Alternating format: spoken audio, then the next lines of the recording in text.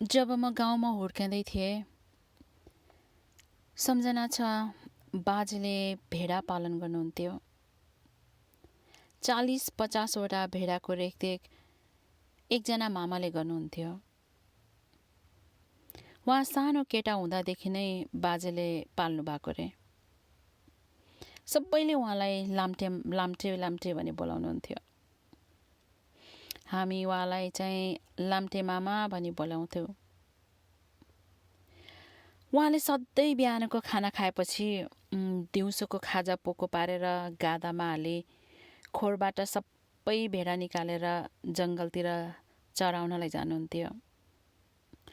कहिलेकाहीँ हामी पनि रोई कराई गरेर मामाको पछि पछि लागेर भेडा चढाएको हेर्न जान्थ्यौँ। लाम्चे मामाले भेडाहरू चढ्न व्यस्त भएपछि डाँडामा बसेर मिठो धुनमा मुरली बजाउनुहुन्थ्यो अनि हामीलाई मक्ख पार्नुहुन्थ्यो। भेडाहरू, हजुर, ती भेडाहरूको हुलबाट बाजेले एउटा स्पेसल पाठो पूजाको लागि भाकल गर्नुहुन्थ्यो, जसलाई लाम्टे मामाले बडो जतनका साथ हेर्नुहुन्थ्यो। त्यसलाई कुट्नु, हान्नु, यहाँसम्म कि त्यसको पुच्छर बटार्न पनि उहाँलाई एलाउ थिएन, किनकि त्यो पाठो चाहिँ निस्खोट हुनु पर्थ्यो। त्यो पाछो बढेर साँडे हुन नपाउँदै त्यो पूजाको विशेष दिन आउँथ्यो। सेलरोटी, चेप्टो रोटी, आलुको तरकारी, खिर, के को परिकार, अनि त्यसको साथमा रातभरि झाँक्री बस्ने, ढ्याङ्ग्रो बजाउने कार्यक्रम हुन्थ्यो। हामी सायद केटाकेटी भएकोले होला हामीलाई रातभरि बस्न एलाउ थिएन। बिहान उठेर हेर्दाखेरि चाहिँ बाजेले बनाएको थानको फेदमा त्यो हिजोसम्म टल परेर हेर्ने त्यो साँडेको टाउको राखेको हुन्थ्यो र सबै त्यो थानको वरिपरि रगतहरूको छिर्का हुन्थे। आफूलाई त मिठो खानाको रमाइलो, सधैँ पकाउने त्यो आलुको तरकारी भन्दा यो पूजामा पकाएको आलुको तरकारीको स्वाद, आहा, कति मिठो हुन्थ्यो त्यो आलुको तरकारी। त्यो दिन बाजेले एउटा शुद्ध खोट रहित साँडेको बलि दिएर आफ्नो कुलदेवताहरूलाई खुसी पार्नुहुन्थ्यो र रगत सबैतिर छर्केर शुद्ध पार्नुहुन्थ्यो।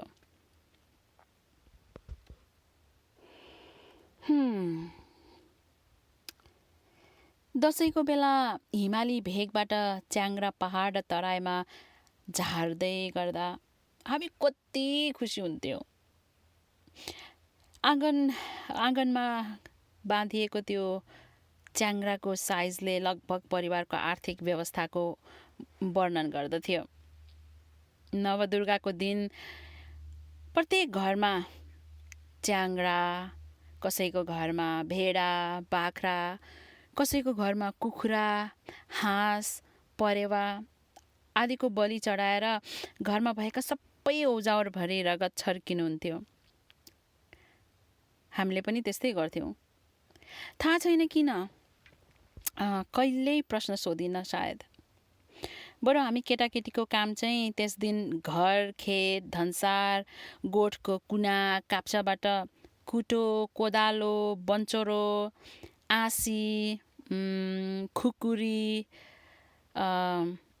हलोको फाली सबै एक ठाउँमा जम्मा गर्ने हुन्थ्यो र हामी रमाई हतारले चाहिँ त्यो हतियारहरू बटुल्न लाग्थ्यौँ।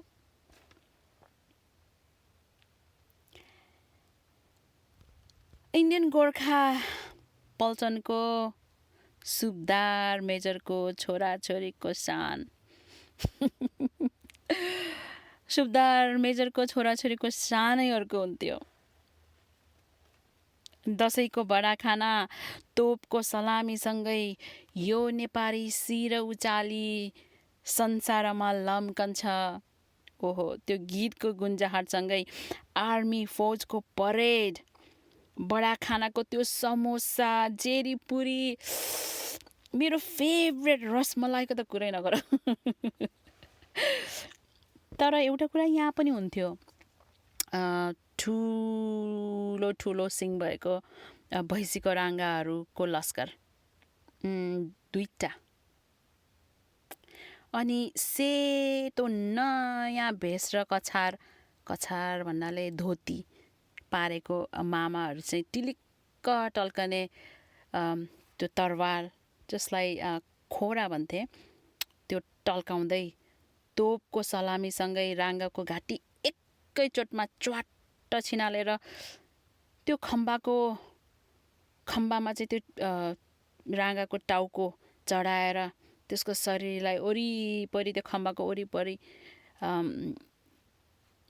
घुमाउनुहुन्थ्यो। अनि सबै रगतै रगत भएको देखिन्थ्यो। सायद म चाहिँ पहिलेदेखि नै, बच्चादेखि नै जिद्दी भएकोले के गर्छन्, कसो गर्छन्, त्यो चाहिँ हेर्नै पर्ने खालको मान्छे थिएँ।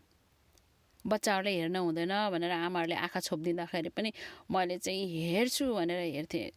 कस्तरी त्यो टिलिक्क टल्किने खोडालाई, त्यो कत्रो ठुलो भैँसीको राँगाको त्यो घाँटीलाई पनि एकैचोटमा च्याट्ट पारेर काटिन्थ्यो। सो बेसिकली दसैँ मेरो लागि पशुहरूको बलि चढाएर देवी देवतालाई खुसी पार्ने, टन्न विभिन्न प्रकारको खाना खाने र पैसा जम्मा गर्ने दिन थियो। त्यो दिन कहिल्यै नबोलेको, कहिल्यै नजाने छिमेकी र आफन्तको घरमा पनि नयाँ कपडा लगाएर टिका लगाइदिनुहोस् न आन्टी, टिका लगाइदिनुहोस् न अङ्कल भनेर पुग्थ्यौँ। पैसा जो पाइन्थ्यो। खैर, उमेर बढ्दै गयो, नेपाल फर्कियो, अब चाहिँ पिएन क्याम्पस पढ्ने भइयो होइन। एउटा मगरको छोरी ब्राह्मणको घरमा बुहारी बनेर पुगियो। पहिलो दसैँ नयाँ घर, नयाँ परिवारसँग मनाइँदै थियो। अहिलेसम्म त घरमा खसी, बोका, हाँस, कुखुरा कसैको बलि हुन्न भन्ने बुझिसकेको थिएँ मैले। यसपालि घरभरिको हात हतियार र औजारहरू खोज्ने जिम्मा पनि मेरो थिएन। त्यो नवदुर्गाको बिहानीमा बिहानभरि पूजा कोठामा के हुँदै थियो त्यो पनि मलाई थाहा भएन। दिउँसो पख खाइबरी यसो भित्र आँखा लगाएर हेरेको मैले देखेँ काँक्रोको 4वटा निङ्लाको खुट्टा बनाइएको थियो र त्यसको टुप्पो छिडालिएको थियो र त्यो काँक्रोको 2टै टुप्पो छिडालिएको टुप्पोमा चाहिँ अबिर पोतिएको थियो र सारा त्यो औजारहरूमाथि पनि अबिर छरिएको थियो। मैले बुझेँ यो सिम्बोलिक सेक्रिफाइस थियो, but it works the same. देवी देवतालाई आलु रगत नै चढाउनु पर्छ भन्ने रहेन रहेछ। सिम्बोलिक रगतले पनि त्यस्तै नै काम गर्दो रहेछ भनेर मैले अड्कल लगाएँ। जीवनमा हरेक पटक नयाँ कुरा सिक्न पाइन्छ, बुझ्न पाइन्छ बस। एक्सोडसको किताब पढ्दै थिएँ मैले। इजरायलीहरू त्यहाँ चाहिँ 400 वर्ष दासत्वमा रहेका थिए। इजरायलीहरूको जनसङ्ख्या बढ्दै गए होइन। तब चाहिँ मिस्रको लागि खतरा हुने भयो भनेर इजरायलीको घरानामा जन्मेको छोराहरूलाई जन्मदै हत्या गर्ने हुकुम थियो राजाको। अनि त्यहाँ चाहिँ इजरायलीहरूले दिनरात उनीहरूको परमेश्वरलाई चाहिँ छुटकाराको निम्ति, दासत्वबाट चाहिँ छुटकाराको निम्ति पुकारा गरेको, प्रार्थना गरेको वर्णन रहेछ त्यसमा। अनि त्यो कथामा चाहिँ एकजना मोसा भन्ने व्यक्तिलाई परमेश्वरले आगमवक्ताको रूपमा चुन्नुहुन्छ र राजा फारो कहाँ गएर इजरायलीहरूलाई स्वतन्त्र गर भनी आज्ञा गर्न पठाउनुहुन्छ। तर त्यो जमानाको शक्तिशाली राजा फारोले सुन्दैनन्। त्यहाँ कतिवटा घटनाहरू छ होइन। मिस्र देशमा चाहिँ 9वटा विपत्तिहरूको घोषणा गरिएको छ। अनि त्यो विपत्तिहरूबाट उम्कनलाई मोसाले चाहिँ समाधान दिएका छन् परमेश्वरको अनुग्रह अनुसार होइन।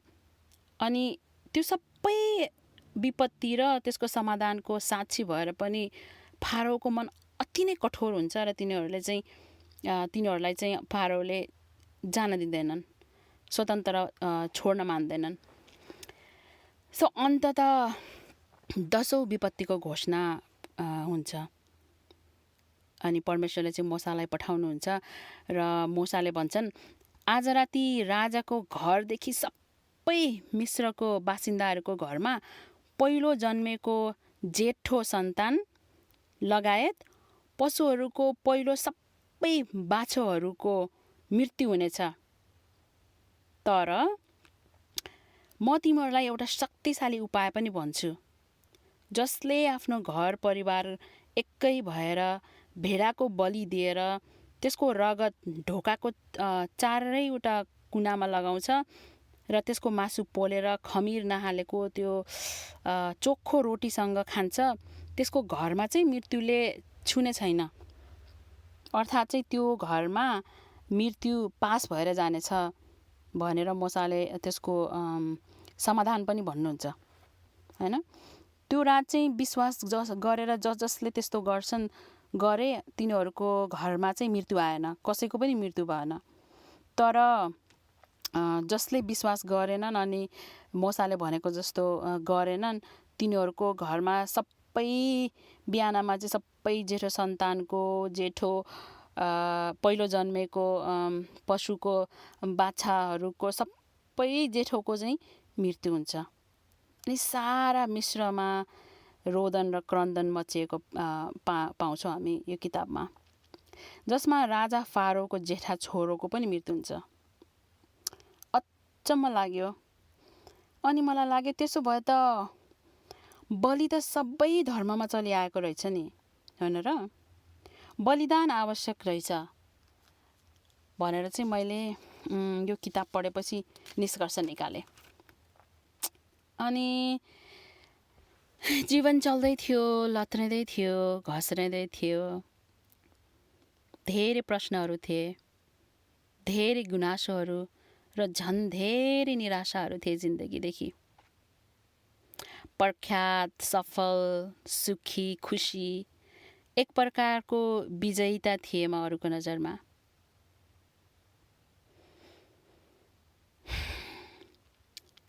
तर म भित्रको एक्लोपना र बाहिरको यो देखावटीपना बिचको घमसान युद्ध हुन्थ्यो। चोटिएर निलडाम परेको हृदय अँध्यारो दलदलभित्र तैरिने असम्भव कोसिस गर्दै थियो। दिन प्रतिदिन मानौ सम्झौताको पासोमा कसिएर जीवनका रहरहरूले हिक्क हिक्क गरी दम तोड्दै थिए। अब आत्माले मृत्युको तातो रापभित्र फुस्रो शरीरको आहुतिमा शान्ति खोज्दै थियो। अचानक एक दिन ढोकामा कसैको ढकढकावट हुन्छ। परमेश्वर प्रेमिलो हुनुहुन्छ, थाहा छ? उहाँले हामीलाई यति धेरै माया गर्नुभयो कि हाम्रो पापको निम्ति बलि हुनलाई आफ्नो एकलौटे छोरालाई धरतीमा पठाउनु भयो, ताकि उहाँमाथि विश्वास गर्ने कोही पनि नाश नहुन् तर अनन्तको जीवन पाउन्। परमेश्वरले तिमीलाई धेरै प्रेम गर्नुहुन्छ। एउटा अपरिचित व्यक्तिले ल्याएको सन्देश थियो त्यो। मलाई पनि परमेश्वरले प्रेम गर्नुहुन्छ? मैले त कहिल्यै चिनिनँ त, कुन परमेश्वर भनेर मैले सोधेँ। जसले हामीलाई आफ्नै स्वरूपमा बनाउनु भयो, उनले जवाब दिइन्, आजभन्दा हजारौँ वर्ष अघि परमेश्वरले हाम्रो पापको निम्ति एउटा बलिको व्यवस्था गर्नुभयो र भन्नुभयो, जसले उक्त बलिको रगतलाई विश्वासद्वारा स्वीकार गर्छ उसको सारा पापहरू क्षमा हुनेछन् र फेरि उपरान्त अरू कुनै बलिको आवश्यकता पर्ने छैन। येशू ख्रिस्ट, उहाँले मेरो पापको निम्ति आफ्नो जीवन क्रुसमा दिनुभयो, जुन क्रुसको एक्चुअल भागीदारी म थिएँ। उहाँको रगतको थोपा थोपाले के मेरो पापहरू क्षमा भए त? यही प्रश्नहरू मेरो दिमागमा उठ्दै थियो। अनि अचानक सम्झना भयो,